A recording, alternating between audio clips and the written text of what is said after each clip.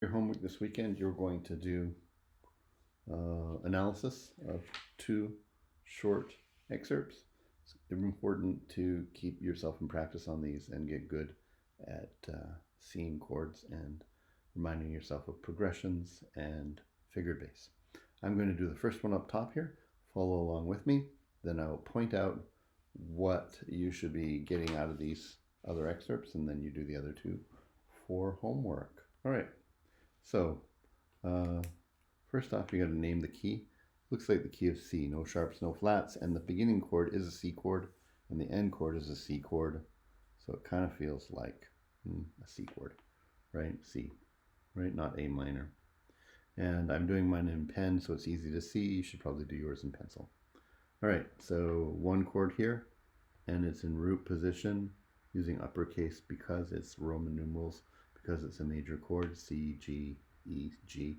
It's got doubled G, but that's just because I think the voicing they want to do here.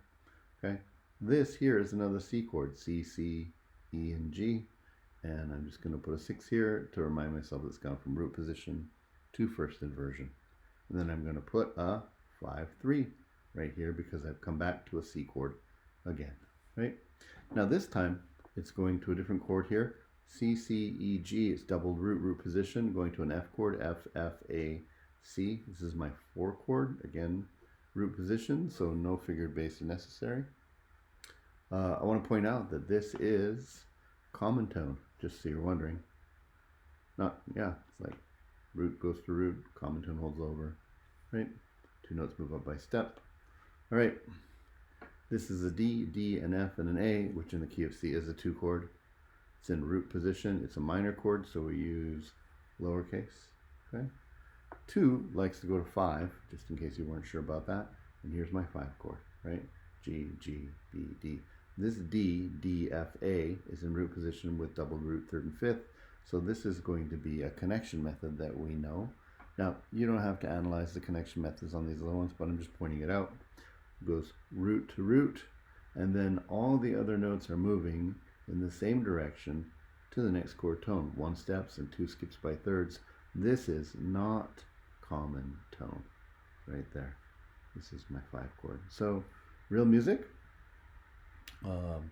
formulas that we've been learning are all here, right? This is G, G, B, and D. What they've done is they've moved these notes down here, and the melody's coming down, and they've dropped the 5th of the chord. There's no D, it was right here, and instead they have root, root, 3rd, and 7th, and it's very common for them to lose the 5th if they want to have an incomplete chord and double root. We'll learn more about that in the term as we learn to resolve 5, 7 chords. Here's a 1 chord right here, following the 5. It's in root position. These guys are not chord tones, right? And then just 1. So I'm done. I could do one more step, and I think I would do is just to say that this looks like from here to here. And it's tough to say. It's an authentic cadence, right? But is it perfect or imperfect? If we feel like this is the arrival place, then it's imperfect because we don't have a root in the melody right there. But if you say this is the place where we finally come to rest, and it hasn't been too long, then it's perfect because we have root position 5 going to root position 1 with root on top. All right. You get to do these two. I'd suggest doing one every day. It'll be due before class on Monday. One thing I want to point out to you here, you got to figure out your key. But this here is a chord, and that's a chord, and that's a chord. Now, it might not be all the notes of the chord. You might have to look above, but it's there.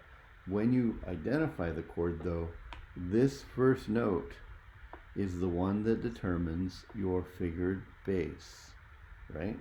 So if the first note in a set is the root, then you have no figured bass unless it's a 7 chord. But if it's the 3rd of the chord, in other words, you don't put a chord here and then another figured bass and another figured bass. One and done. One and done. Okay? So look at your left hands, and I think you'll find that they tell you a lot about the chords. Okay? Here, on this one here by Beethoven, the 6 variations, similarly, each one of these should be analyzed, right, for a chord. And the first note from each one of those all the way through is your figured bass. I'll give you one right here. I'm in the key of G right now, right? And this is my one chord right there, and the first note in here is the root of the chord, G, B, D, so I'm going to call that a 1. The first note of this group right here is the B, and so that's a 1, 6, and since it's the same chord, I'm just going to put a 6 right there, right? So it's not 1, 1, 6, 1, 6, 4, 1, 6, 1, 1, 5, 3, 1, 6, 4. It's just 1 here and 1, 6 right there. Okay? There you go. Have fun with this.